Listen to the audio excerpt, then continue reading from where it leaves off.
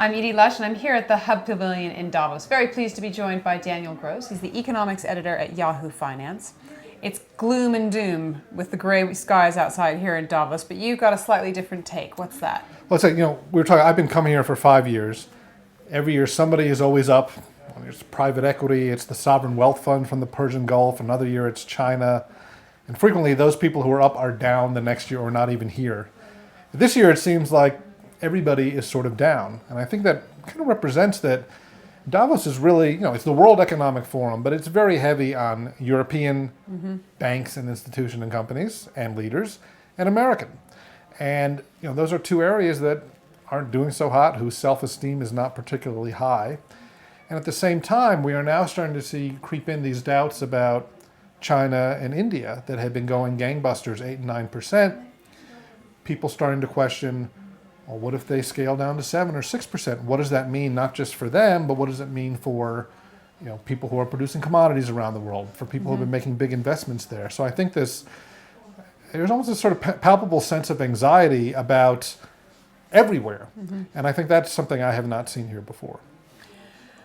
Tell me about, you've got a book coming out in the next couple months, and you have a different take on the end of American hegemony, or what the end of the economic miracle in the States is. It's very common to hear people talk about American decline at Davos in particular and in the world.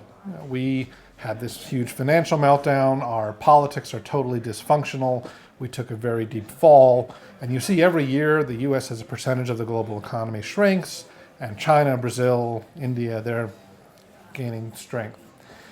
And before I got into journalism, I studied history in graduate school.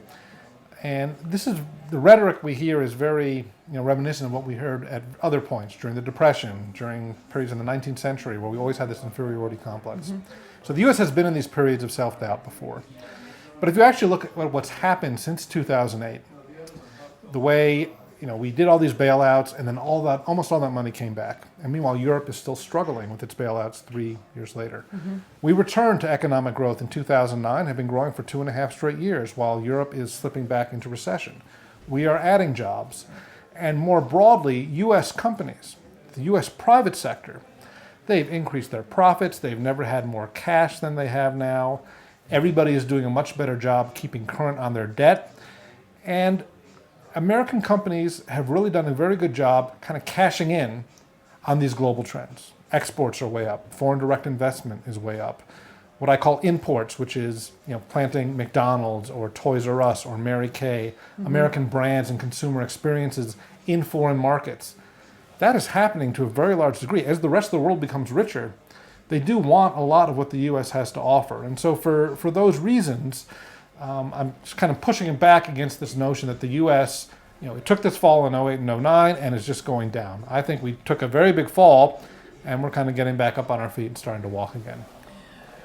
I want to just change that slightly and ask you if you can look into the future, a few years, and tell me a bit of a prediction about the election coming up and what you think that's going to mean for the economy and your view there. I think one of the mistakes a lot of people make is to overemphasize the importance of, what will happen to the stock market if a certain election result, or even what happens to the economy. There have been recessions under all kinds of presidents and stock market crashes under all kinds of presidents.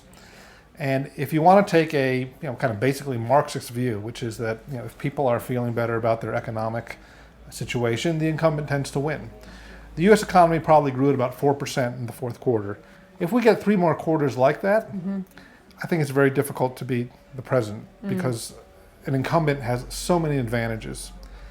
And remember Reagan in '84, it was morning in America. Even if it's just dawn in America, and things are moving in the right direction and people are better off than they were a year before, I think that makes his case for re-election much stronger. The question is, with all that's going on in the world today, Europe is the United States' biggest trading partner. What if China blows up? It's no guarantee that we will have 3% growth for the next few quarters. We will very likely have growth. I don't think we're going back into a recession, but we're in sort of a situation where very weak growth may not be enough. I tend to think, however, given the current momentum of the economy, given who seems to be emerging on the Republican side, that it is most likely that President Obama would win re-election. Okay, we've got a prediction there. Anything else you wanted to add? I think it may snow here sometime this week. Bold prediction? Exactly. Very good. Daniel, thanks very much for stopping into the Hub Pavilion here in Davos, and I'm Edie Lush.